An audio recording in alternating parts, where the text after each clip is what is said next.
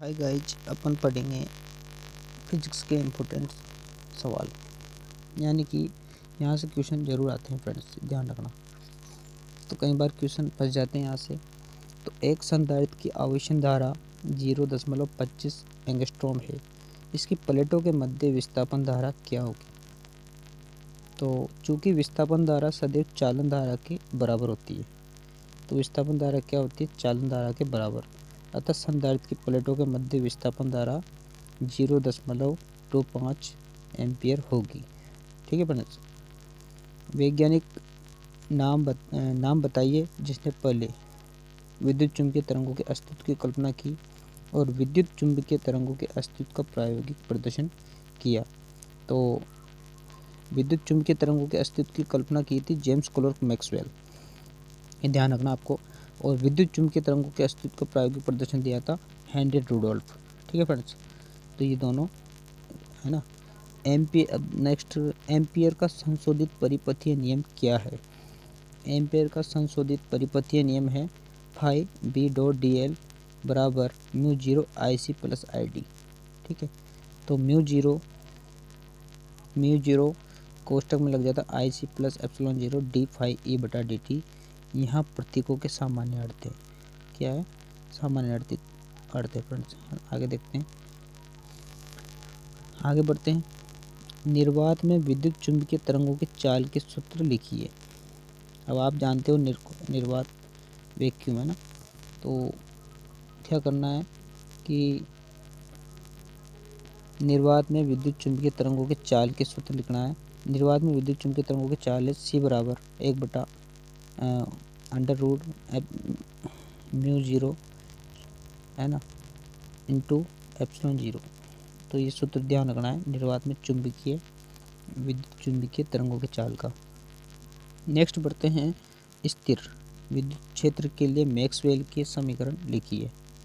यानी कि स्थिर विद्युत क्षेत्र के लिए मैक्सवेल के समीकरण कौन से हैं? तो पहला है phi E into D S बराबर क्यू बटा एप्सिलॉन जीरो, ये ध्यान रखना है ना। और phi E dot D L बराबर जीरो, दोनों स्थिर विद्युत क्षेत्र के लिए मैक्सवेल के समीकरण फ्रेंड्स। मिलते हैं, आगे बढ़ते हैं फ्रेंड्स।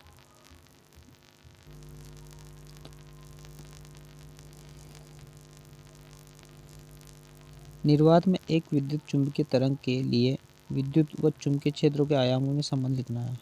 क्या लिखना है? संबंध बताना है फ्रेंड्स। निर्वात में एक विद्युत चुम्बकीय तरंग के लिए विद्युत एवं चुम्बकीय क्षेत्रों के आयामों में संबंध। तो विद्युत एवं चुम्बकीय क्षेत्रों के आयामों में संबंध कौन सा? एप्सिलॉन ई जीरो बटा बी जीरो सी है ना, या फिर है ई जीरो बी जीरो सी। यानी कि इसको बी जीरो को यहाँ ले आएंगे तो इंटू हो जाएगा। ठीक है। तो यहाँ पर सी प्रकाश की चाल है फ्रेंड्स। क्या है? सी प्रकाश की चाल है ये। तो प्रकाश का मान यहाँ आ सकता है जब भी न्यूमेरिकल करते हैं। निर्वात में अगला क्वेश्चन है, निर्वात में 4000 एंगस्ट्रॉम एवं 8000 एंगस्ट्रॉम तरंग दैर्ध्य की प्रकाश तरंगों के वेग में क्या अनुपात होगा? तो v1 बटा v2 बराबर 1, क्योंकि निर्वात में सभी विद्युत चुम्बकीय तरंगों की चाल 3 इंटू 10⁸ मीटर प्रति सेकंड होती है। ठीक है फ्रेंड्स। तो ये क्वेश्चन आपका राइट हो जाएगा।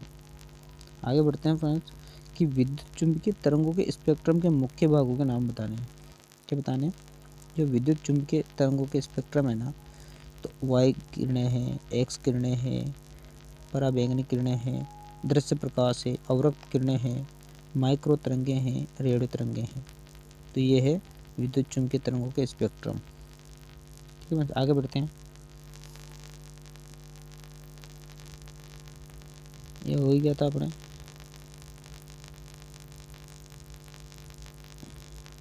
सॉरी, ये हो गया था रेडियो तरंगे है ना।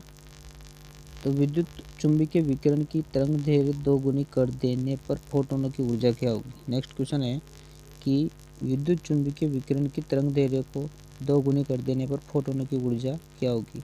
तो फोटोनों की ऊर्जा होगी E बराबर एच सी बटा लेमडा, ई अनुक्रमणिपति 1 बटा लेमडा। अतः लेमडा का मान दुगुना कर देने पर ऊर्जा E का मान आधा रह जाएगा फ्रेंड्स। क्या रह जाएगा? आधा। ध्यान रखना। निम्नलिखित में से कौन विद्युत चुम्बकीय स्पेक्ट्रम में है? एल्फा किरणें हैं, बीटा किरणें हैं, गामा किरणें हैं या कैथोड किरणें हैं, एक्स किरणें हैं, पराबैंगनी किरणें हैं, माइक्रो किरणें हैं, पराध्वनिक किरणें हैं, रेडियो तरंगें हैं या अवरक्त तरंग किरणें हैं, या इन्हें आवर्ती के बढ़ते क्रम में व्यवस्थित करना फ्रेंड्स। क्या करना है? बढ़ते क्रम में व्यवस्थित।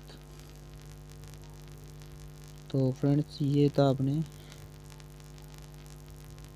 दूसरा देखते हैं, इनको देखते हैं कि उपयुक्त में निम्नलिखित तरंगे विद्युत चुंबकीय तरंगों के भागे और आवर्ती के बढ़ते क्रम में निम्नलिखित प्रकार से है।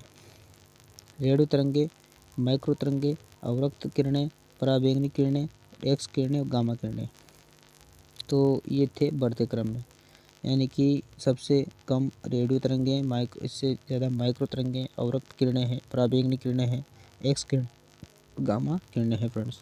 नेक्स्ट देखते हैं, अवरक्त किरणें, माइक्रो तरंगे, पराबैंगनी किरणें और रेडियो तरंगों को तरंग दैर्घ्य के घटते क्रम में लिखिए। घटते क्रम में होगा रेडियो तरंगे, फिर इससे कम माइक्रो तरंगे, फिर अवरक्त तरंगे और पराबैंगनी तरंगे। ठीक है, तो ये क्या है? रेडियो तरंगे को तरंग दैर्घ्य के घटते क्रम में। आगे देखते हैं कि निम्नलिखित विद्युत चुम्बकीय तरंगों को आवर्ती के घटते क्रम में व्यवस्थित कीजिए। तो इन तरंगों को घटते हुए क्रम में लिखना है। देखो इस तरह से कई बार क्वेश्चन आ गया है। अवरक्त किरणें, एक्स किरणें, पराबैंगनी किरणें और वाई किरणों में से घटते क्रम में किसमें?